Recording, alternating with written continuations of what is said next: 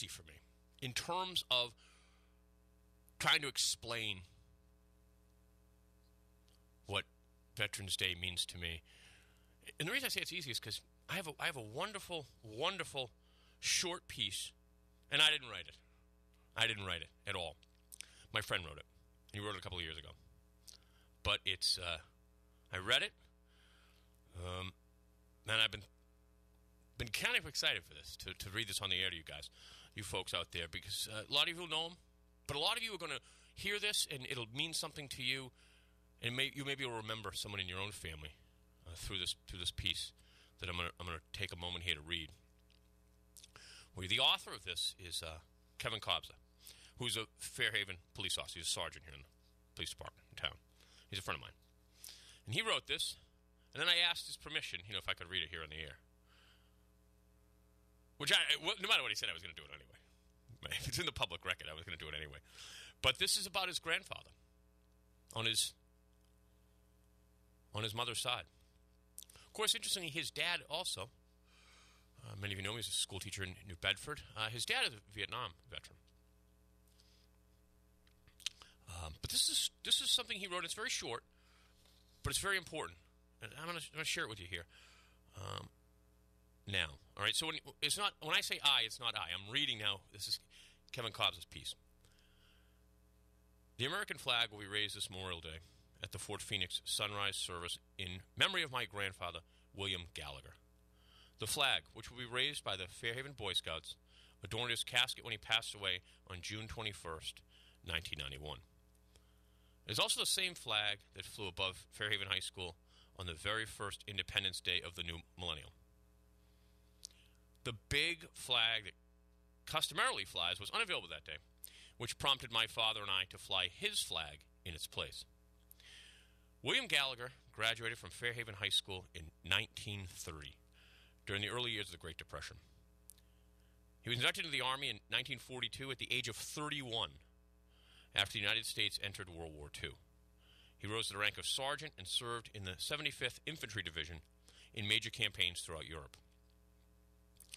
In November of 1944, my grandfather steamed from New York to South Wales, where his division spent a month preparing for deployment. The 75th was transported across the English Channel and landed in France in December of 1944. At the same time, the Germans launched a major offensive into Belgium, which began the infamous Battle of the Bulge. In January 1945, he was transported with his division to the Ardennes forest in Belgium, where they broke through the German lines. After the success of their Ardennes campaign, the 75th traveled to Alsace-Lorraine, where they managed to push back a second bulge in the German offensive. They battled the cold as much as the Germans. Frostbite and Trenchfoot was as much an adversary as the enemy soldiers committed to destroying them. Despite the hardship of the brutal winter, short supplies, and poor clothing, the 75th carried out their mission, all their missions, with due diligence and efficiency. They were credited with winning 2 major campaigns in 7 weeks. In February of 1945, my grandfather and his fellow infantrymen were shipped to Holland, where they were tasked with preventing the Germans from crossing the Maes River. The following month, in March of 1945, they laid down artillery fire to allow the 30th and 79th Infantry Divisions to cross the Rhine River into Germany. During the push, hundreds of thousands of slave laborers and POWs were released. Major factories and refineries supporting Hitler's war machine were seized. By March 6, 1945, they had the major city of Dortmund completely surrounded. 2 months later, on May 8, 1945, the Allies secured Germany's unconditional surrender. After completing his service in the United States Army, my grandfather quietly returned home. He traded in his rucksack for a mail sack and went to work for the U.S. Postal Service as a letter carrier until his retirement in 1973. He lived a peaceful life, raising his family, and helped to build the greatest of nations as a member of what Tom Brokaw dubbed the Greatest Generation. And that is a letter, a piece composed by Kevin Kobza here in Fairhaven, who's a sergeant on the Fairhaven Police Department. I want to thank his grandfather, obviously, and all of you out there. But I want to thank him for allowing me to share that with you folks. If you may have heard it before, it was read, obviously, by Kevin in the past, and it was part of a Memorial Day celebration.